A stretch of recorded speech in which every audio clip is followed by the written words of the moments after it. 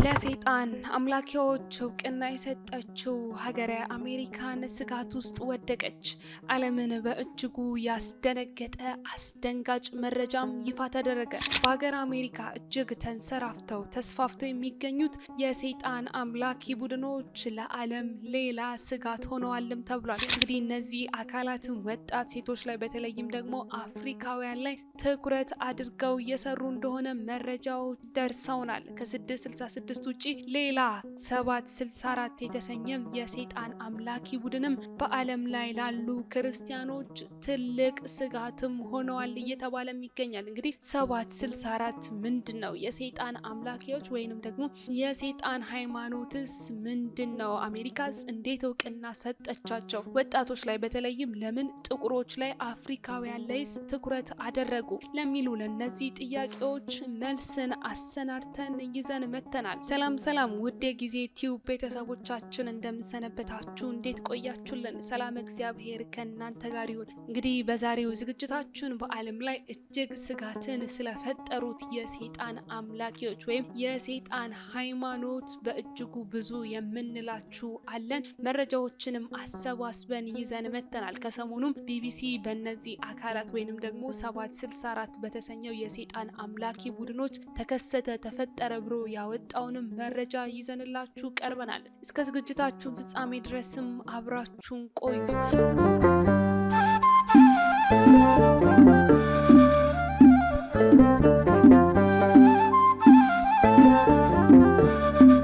እንግዲህ እንደሚታወቀው በዓለማችን ላይ በሀገራችን ላይ በርካታ ሃይማኖቶች እንዳሉ ሁላችንም እናውቃለን። ነገር ግን እነዚህ ሃይማኖቶች በእጅጉ ቢለያዩ በአስተምሮ ወይንም ደግሞ በትናንሽ በጥቃቅን ትምህርቶች እንጂ እንዲህ የጎላ የሰፋ ልዩነት አናገኝባቸውም። ይሁንና ይህ የሰይጣን ሃይማኖት ወይንም ደግሞ ሰይጣንን የማምለክ ስርዓት ራሱን የቻለ ሃይማኖት ተብሎ በዓለማችን ላይ በተለይም በሀገረ አሜሪካ በእጅጉ ተንሰራፍቶ እንደሚገኝም እየሰማን እንገኛለን። እንግዲህ ይህ ከሃይማኖታችን ከአስተምሯችን እንዲሁም እንደ ኢትዮጵያውያን ሆነን ስናስበው በእጅጉ የሚያስደነግጥ መረጃ ቢሆንም ሀገረ አሜሪካን ግን ለነዚህ አካላቶች እውቅና ሰጥታለች። ዘ ሴታኒክ ቴምፕል በመባል የሚታወቀው የአምልኮ ስፍራም በአሜሪካ መንግስት እውቅና የተሰጠው የሰይጣን አምልኮ የሚፈጸምበት ስፍራም ሲሆን በአሜሪካ አውሮፓና አውስትራሊያ የእምነት መሪዎችና ተከታዮች አሏቸውም ተብለው ይነገራሉ። እንግዲህ እነዚህ የሰይጣን ኮንፈረንስ ወይንም ደግሞ ሴታን ኮን የሚል ስያሜ የተሰጠውንም ጉባኤ ከ830 በላይ ሰዎችም ተገኝተውበት ከዚህ ቀደም አከናውነውት እንደነበርም ቢቢሲ ባወጣው መረጃ አስፍሮም እናገኛለን። እንግዲህ እነዚህ አባላቶች የሰይጣን አምልኮን የሰይጣን ሃይማኖትን የሚከተሉ አባላቶቹም እንደሚሉት ከሆነም በዲያብሎስ ወይም ገሃነብ አያምኑ። ሰይጣን የሚለውም ቃል የሚወክለው ስልጣንን መጋፈጥን እንዲሁም ደግሞ በሳይንስ ማመንን ነው በማለትም ሰይጣን የሚባለውም ሃይማኖት ስልጣንንና ሳይንስን በማመን የተዋቀረ ሃይማኖት እንጂ ገሃነብንና ዲያብሎስን የሚያምን ሃይማኖት አይደለም በማለትም ስለ ሃይማኖታቸው ማብራሪያ ይሰጣሉ። በዚህ አስተሳሰብም የጋራ እምነት ያላቸው ሰዎችም ሲሰበሰቡ ሃይማኖት ይባላል በማለትም ስለ ሃይማኖታቸው እንዲህ ባለ መልኩም ያስተዋውቃሉ። ሃይማኖታዊ ክንውንም ሲያደርጉ የሚጠቀሙት የሰይጣን ምልክቶችንም እንደሆነ የሚነገር ሲሆን ለምሳሌ ያክል ሰርግ ሲሄዱም ወይንም ደግሞ አዲስ ስም ሲያወጡ የተገለበጠ መስቀል ይዘው ሰይጣን ይመስገን በማለትም ስርዓታቸውን ያከናውናሉ። ይህ ጉዳይም እንግዲህ በክርስትና እምነት ተከታዮች ዘንድ ክደት እንደሆነ ሁላችንም እናውቃለን። ለነዚህ አካላቶች ግን የሃይማኖታቸው መገለጫ እንደሆነ ይናገራሉ። ታዲያ ይህንን እውቅና ከሰጠች በኋላ የአምልኮው ስፍራ ቃል አቀባይ የሆኑት ከዚህ ቀደም ለቢቢሲ እንደገለጹትም ከሆነ ይህ ስህተት አይደለም በማለት የሚናገሩ ሲሆን አብዛኛው የምንጠቀምበት ምልክትም ክህደት ነው ሲሉም ያስረዳሉ። አብዛኛውም በአሁኑ ሰዓት የምንጠቀማቸው እያንዳንዱ ምልክቶችን ቢሆኑ ክህደት ናቸው በማለትም ያስረዳሉ።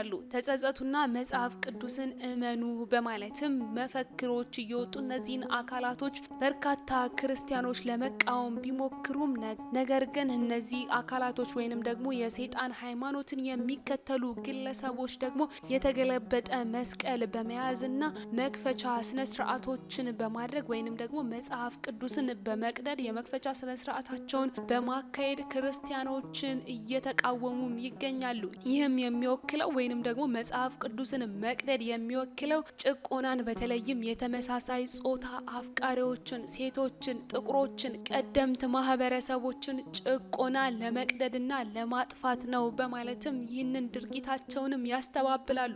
ማንኛውም በሃይማኖት ምክንያት የደረሰ ጠባሳ ያለባቸውም ሰዎች ጭቆናን ይወክላሉ የሚሉት እነዚህ የሰይጣን አምልኮን የሚያካሂዱ ግለሰቦችም እነዚህ ደግሞ አብዛኛዎቹ አባሎቻችን ናቸው።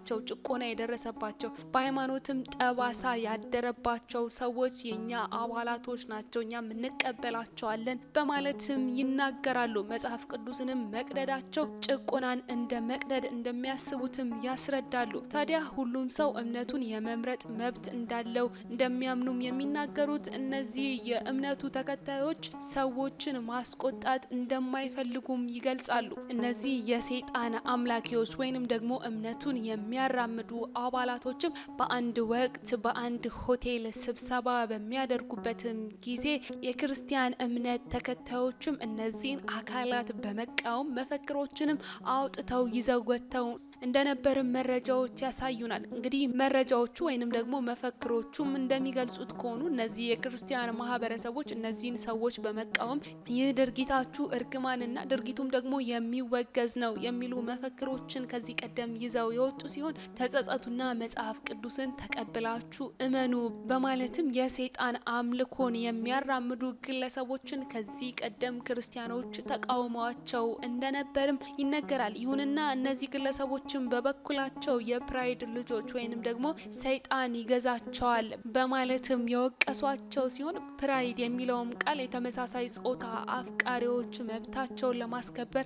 የሚጠቀሙበት ቃል እንደሆነም ይታመናል። መፈክሩ ላይም ቃሉ የተጻፈው የተመሳሳይ ጾታ አፍቃሪዎች መለያ በመሆንም በቀስተ ዳመና ቀለምም እንደሆነ ተነግሯል። ታዲያ ተቃውሞውን ካስነሱት የካቶሊክ እምነት ተከታይ ከሆነውም አንዱ ግለሰብ በዚህ ተቃውሞ ላይ በመገኘትም ይህንን ክደት እንደሚያወግዙና ይህንንም ጉዳይ እግዚአብሔር እንዲያይላቸው ፈጣሪ እንዲፈርድላቸው በአደባባይ እንደወጡም ይናገራሉ። የህዝብ አደባባይ ለሰይጣን አምላኪዎች እንዳይሰጥም ተቃውሟቸውን ለማሰማት እንደወጡም ይገልጻሉ።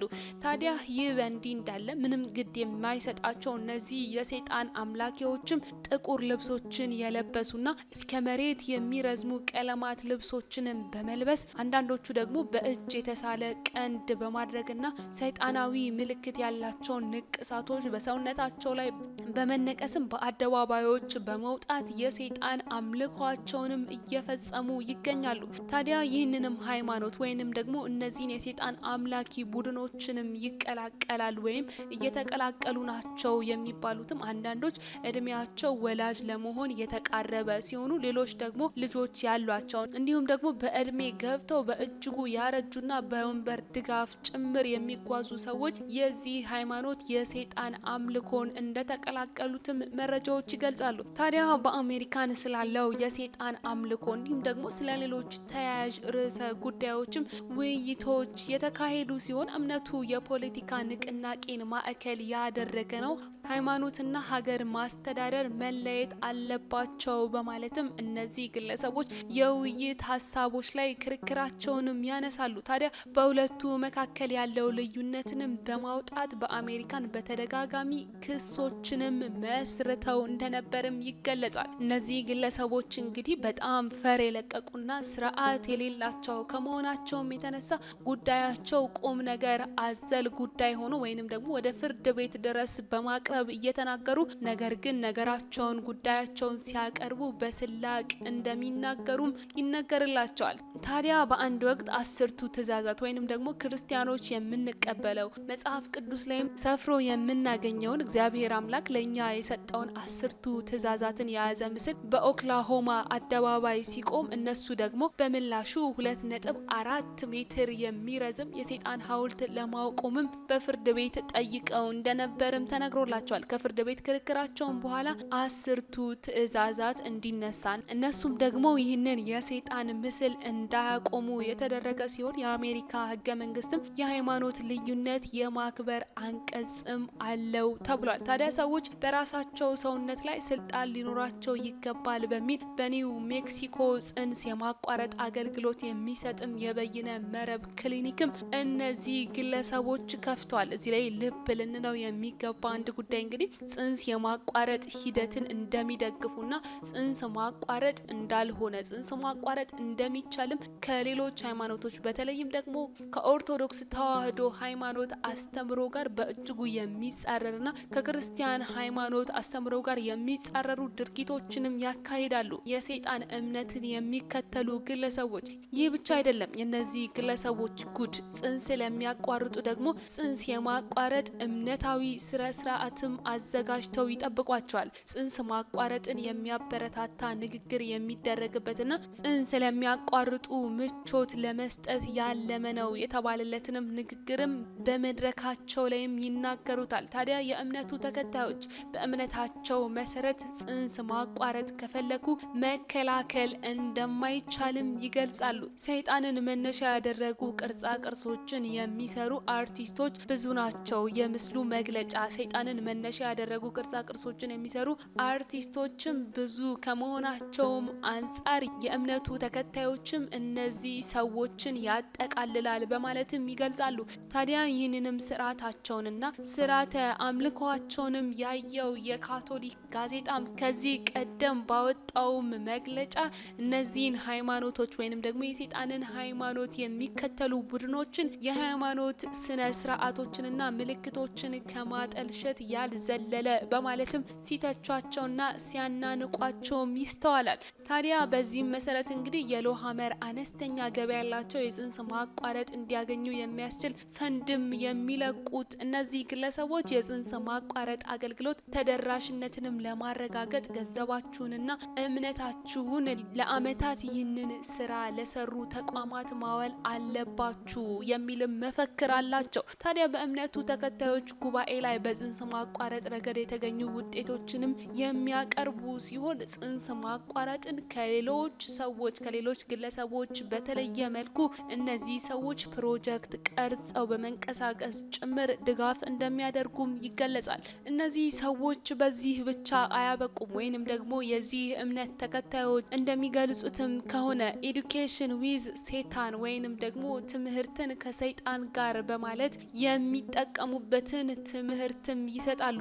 በትምህርት ቤቶች ውስጥ እምነትን መስበክ ተገቢ ባይሆንም ነገር ግን ሌሎች እምነት ተከታዮች ልጆችን ስለሚያስተምሩ ይህንንም ለመቋቋም ትምህርቱን መስጠት አስፈላጊ ነው በማለትም ይህንን ኤዱኬሽን ዊዝ ሴታን የተሰኘውንም ትምህርት በየትምህርት ቤቱ እንዲሰጥም አድርገውታል። ትምህርቱ ማህበራዊ አገልግሎትን፣ ሳይንስን እንዲሁም የእጅ ሙያንና የሰላ እሳቤ ላይ ያተኮረ እንደሆነ የሚነገርለት ሲሆን ወላጆች ትምህርቱን ስጡልን ባሏቸው ቦታዎች ሁሉ እንደሚያስተምሩም ይናገራሉ። ታዲያ ተቃዋሚ ሰዎችም እነዚህን የሚቃወሙ ሰዎችም ትምህርቱ ልጆችን እያስፈራራ ነው፣ ለልጆች መሰጠት የለበትም በማለት ሀሳቦችን ቢያነሱም እነዚህ ሰዎች ግን በዚህ አካሄዳቸው ቀጥለው ለህፃናት ልጆች በተለይም ደግሞ ገና ምንም ለማያውቁ ህፃናት ትምህርቱን ከመስጠትም ባሻገር ወዳጄ ሰይጣን የሚል የልጆች መዝሙርም አለማምደዋቸው ለልጆችም አስተምረዋል። ሰይጣን ክፉ አይደለም፣ እንድትማሩና ለምን ብላችሁ እንድትጠይቁ ይፈልጋል፣ እንድትዝናኑና ራሳችሁን እንድትሆኑ ይፈልጋል። በነገራችን ላይ ገሃነም የሚባል ነገር የለም የሚሉ የመዝሙር ስንኞችንም ያካተተ ወዳጄ ሰይጣን የተሰኘ መዝሙራትንም በተለያዩ ህጻናትን በሚማርኩ መልኩ በተለይም ደግሞ የፍየል ገጸ ባህሪ ባላቸው ምስሎችን በታጀበ ቪዲዮ በመስራት ለልጆችም መዝሙር ሰርተውላቸዋል። ታዲያ እንደ ኤሮፓውያን አቆጣጠር በ2020 ቲክቶክ ላይ ይህንን እምነት ተቀላቀልኩ የምትል አንዲት ግለሰብ ግለሰብም እንዲህ ስትል ስለ እምነቱም ትናገራለች። ስለ ነገሩ ለማጥናት ወሰንኩኝ። ትንሽ ፈርቼ ነበር፣ ነገር ግን ማንኛውም ሰው እንደሚሆነው ሁሉ ፈርቼ እንደነበር ለራሴ በመናገር ልጆችን መስዋዕት የሚያቀርቡ መሆናቸውን ማረጋገጥ ነበረብኝ። ከዚያም አኗኗሩን መማር ጀመርኩኝ። ስብሰባዎችንም መካፈል ጀመርኩኝ። ወደዚህ ግሩፕም ወደዚህ ቡድንም ተቀላቀልኩኝ በማለት ይህንን ግሩፕ እንዴት እንደተቀላቀለች በድፍረትና በልበ ሙሉነት ትናገራለች። ታዲያ በ2019 ዓመተ ምህረት እንደ አውሮፓውያን አቆጣጠርም ሄል ሴታን የተሰኘም ዘጋቢ ፊልም በፔኒ ሌን ተሰርቶ የቀረበ ሲሆን በአሜሪካን የሚገኘውም የእምነት ማዕከል መርሆችንና ንቅናቄዎችንም ለመርዳት ፊልሙ ያግዛልም ተብሎለታል። ይህ ፊልምም በ2019 ከወጣ በኋላም አባሎቻቸው 10,000 የነበሩ ሲሆን ይህ ፊልም ወጥቶ ከተሰራጨ በኋላ ግን በአሁኑ ሰዓት ይህንን የሴጣን አምልኮ የሴጣን ሃይማኖትን የሚከተሉ ግለሰቦች ቁጥራቸው ከ700,000 በላይ እንደሚበልጥም ተነግሮላቸዋል። ታዲያ ቅድም በመግቢያችን ላይ እንደገለጽንላችሁ እነዚህ ግለሰቦች ሰይጣን የሚለው ቃል የሚወክለው ዲያብሎስን ወይንም ደግሞ ገሃነብን ሲኦልን አይደለም፣ ሰይጣን ስልጣንንና በሳይንስ ማመንን ነው በማለት ቢናገሩ፣ ነገር ግን ይህ አስተምሯቸውና ይህ እምነታቸው በፖለቲካ ግራ ዘመም ናቸው እየተባለ እንዲነገርላቸው ቢያደርግም እነርሱ ግን ይህንን ሃይማኖት ለመቀላቀል የፖለቲካ አባል ወይንም ደግሞ የፖለቲካ አቋም አይጠይቅም፣ የፓርቲ አባልም መሆን አያስፈልግም በማለት የቤተ እምነቱ አጋር መስራች የሆነውም ግለሰብ ይናገራል። ታዲያ ከዚህም ባሻገር እነዚህ ግለሰቦች ሰይጣን ይወዳቸዋል፣ እንዲሁም ደግሞ ሰይጣን ይወዳቸዋል፣ እንዲሁም ደግሞ የሰዎች ራሳቸውን የመሆን መብትን አክብሩ፣ በተለይም ከእናንተ የተለዩ ሲሆኑ ንግግራቸው ካስቆጣችሁ ከማዘን ይልቅ ተዋቸው በማለትም የሚናገሩ ሲሆን በእነዚህ ቃሎቻቸውም መዝሙሮችን በማውጣት ጭምር የራሳቸውንም መዝሙሮች እንደሰሩም ይናገራሉ። ሁሌም ሰይጣን አምላኪ እንደሆንኩኝ ይሰማኝ ነበር፣ ነገር ግን እንደዚህ መሆኔ ቶሎ አላወኩም ነበር የምትል አንዲት ግለሰብም ይህንን ቡድን ከተቀላቀለች በኋላ ሰይጣን ማምለኳን እንደምትወደውና እንደሚያስደስታትም ትናገራለች። በዚህ ቡድን ላይም ወይንም ደግሞ የሰይጣን አምላኪ እምነት ላይም የተቀላቀሉ ግለሰቦች፣ ባለስልጣናት፣ የተለያዩ ቅርጻ ቅርጽ ሰሪዎች፣ አርቲስቶች፣ ተጽዕኖ ፈጣሪዎችም እንደሚገኙበት የተገለጸ ሲሆን ሰዎች ቆም ብለው እውን አሜሪካን የክርስቲያን ሀገር ናት ወይ ብለው እንዲያስቡ እንፈልጋለን፣ ምክንያቱም አሜሪካን የክርስቲያን ሀገር አይደለችም በማለትም የቤተ እምነቱ ቃል አቀባይ በልበ ሙሉነትና በድፍረትም ይናገራሉ። 50,000 ገደማ አባላት እንዳሉትም የሚነገርለት በአሜሪካን እውቅና የተሰጠው ይህ የሰይጣን አምልኮ ማምለኪያም ስፍራ አማኞች እየዞሩ ሰዎችን ደም እንዲለግሱ ሲያበረታቱና ቤት ለቤትም እየዞሩ ቤት ለሌላቸው ቤት በመስጠትና የህዝብ መዝናኛ ቦታዎችንም ሲያጸዱ የተለያዩ ድርጊቶችንም ሲያከናውኑ ከዚህ ቀደም በእነዚህ ግለሰቦች ላይ የተሰራው ፊልምም እነሱን የሚደግፍና የሚያበረታታው ፊልምም ያሳያል። ታዲያ ይህ በእንዲህ እንዳለ ነው እንግዲህ ከሰሞኑ ደግሞ ቢቢሲ ባወጣው መረጃ መሰረት እነዚህ አካላት የሰይጣን አምላኪ ቡድኖች በተለይም ደግሞ 764 የተሰኘው የሰይጣን አምላኪ ቡድን ለአሜሪካን በተለይም ደግሞ ለዓለም ስጋት እንደሆነ የተናገረው እንግዲህ ቢቢሲ ባወጣው መረጃ ላይም አንዲት ጥቃት የደረሰባት በእነዚህ ቡድኖች ውስጥ ገብታ የነበረች የ14 ዓመት ታዳጊ እናትም ለቢቢሲ መረጃውን ሰጥታ ቢቢሲም እንዳወጣው የተነገረ ሲሆን የ14 ዓመቷ ታዳጊ ከእድሜ እኩዮቿ ጋር በበይነ መረብ ስታወራ እናቷ እምብዛም ትከታተላት እንዳልነበርና ከሳምንታት በኋላ ግን በተለያዩ ክስተቶች ምክንያት ከነዚህ ግለሰቦች ከሰይጣን አምላኪ ቡድኖች ጋር ተቀላቅላ እንዳገኘቻት እናትየው ትናገራለች። ይሁንና በዩናይትድ ኪንግደም ይህ 764 የተሰኘው የተሰኘው የሰይጣን አምላኪ ቡድንም የተለያዩ ታዳጊ ልጆች እየተቀላቀሉበት እንደሆነ መረጃዎች እየወጡ ሲሆን ከዚህም ጋር ተያይዞ ከቡድኑ ጋር ትስስር አላቸው በሚልም 4 ታዳጊዎች በፖሊሶች ተይዘው ምርመራ እየተደረገባቸው እንደሆነም ተነግሯል። በዩናይትድ ኪንግደም ዩኬ በምዕራብ ሰሴክ የሚኖረው ካሜሩን ፊንገስ የተሰኘ የ6 ዓመት እስራት የተፈረደበት ከነዚህ ቡድኖች መካከል ታዳጊ ህጻናት መካከል አንዱ የሆነውም ታዳጊ አካላቸው ላይ ጉዳት ማድረስ የሚፈልጉ ሰዎችን በበይነ መረብ ሲያነጋግሩ የክርስቲና ወይንም ደግሞ የተጎጂዋ እናት ልጅም እንደተቀላቀለቻቸው ተነግሯል። ከዚህም በኋላ ወደ 764 ቡድን እንድትገባም የተመለመለችው ይቺ የ14 ዓመት ታዳጊም የቡድኑ አባልም በመሆን የተለያዩ ድርጊቶችን ስትፈጽምም ቆይታለች። ታዲያ እነዚህ የቡድን አባላቶች ወሲባዊ ድርጊቶችን እንዲፈጽሙ እንዲሁም ደግሞ ራሳቸውን እንዲጎዱ ወይም ራሳቸውን ለማጥፋት እንዲሞክሩም ይገደዳሉ የተባለ ሲሆን ይህ ሁሉ ሲሆንም ሌሎች የቡድኑ አባላትን በቀጥታ እንዲመለከቷቸው ቪዲዮም ይቀርጻሉ። ታዲያ ይህ ሁሉ ሲሆንም ሌሎች የቡድኑ አባላትን በቀጥታ ቪዲዮም ይመለከታሉም ተብሏል።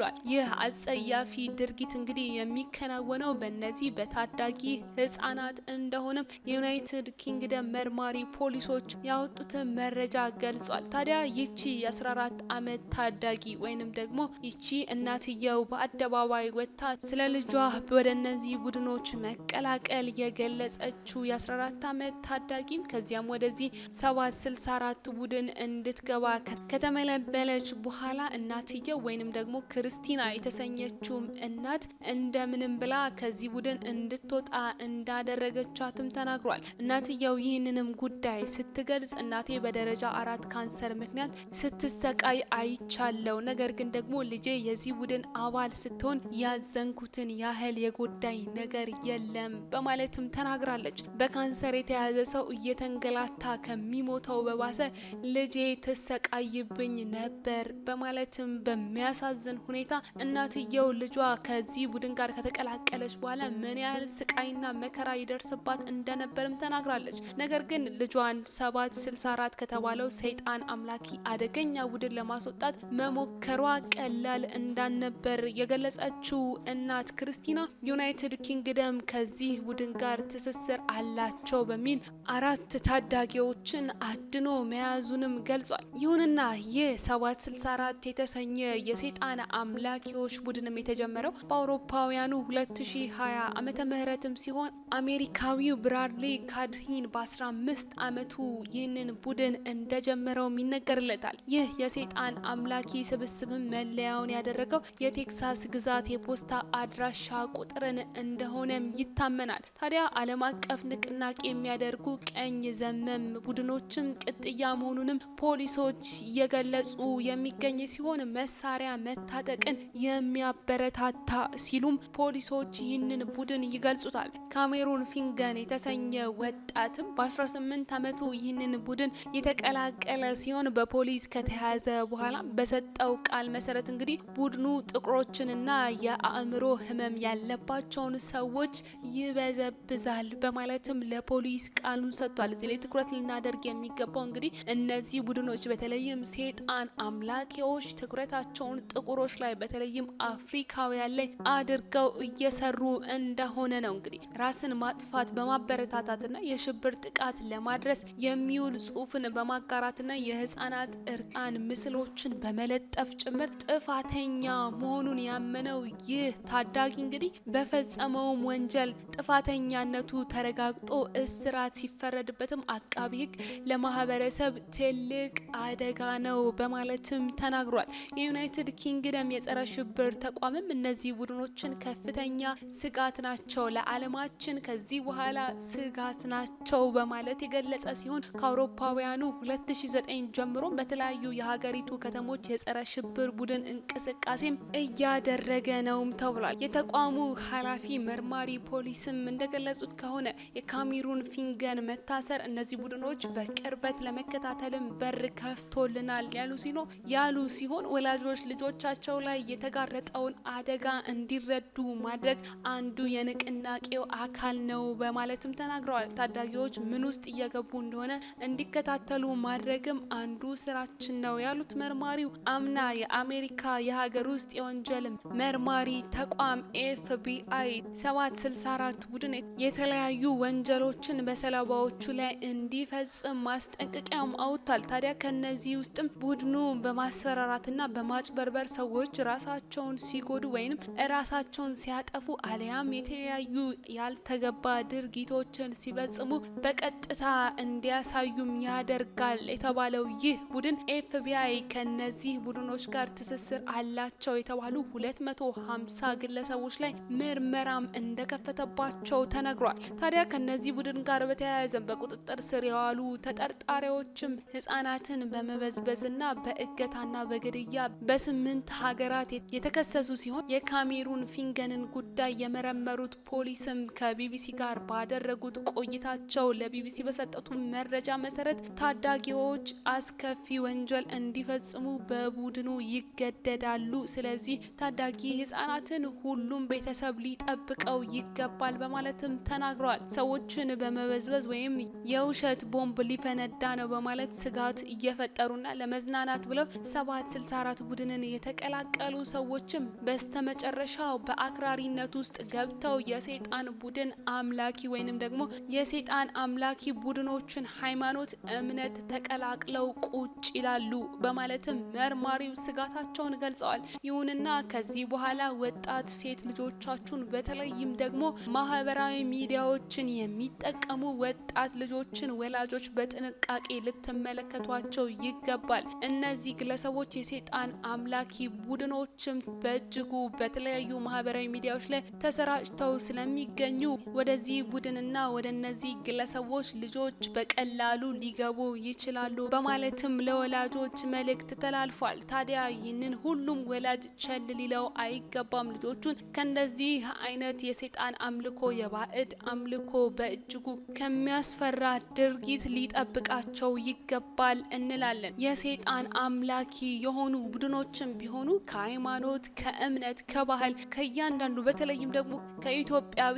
አስተሳሰብ አንጻር ስንመለከታቸው በእጅጉ በምድራችን ላይ መቅሰፍትን ጭምር የሚያመጡ ግለሰቦችና ቡድኖች በመሆናቸው እግዚአብሔር አምላክ እነዚህን ቡድኖች እንዲህ አይነት አስተሳሰብ ያላቸውን ግለሰቦች ከምድራችን ላይ ያጽዳልን እያልን ልንጸልይ ይገባል እንላለን።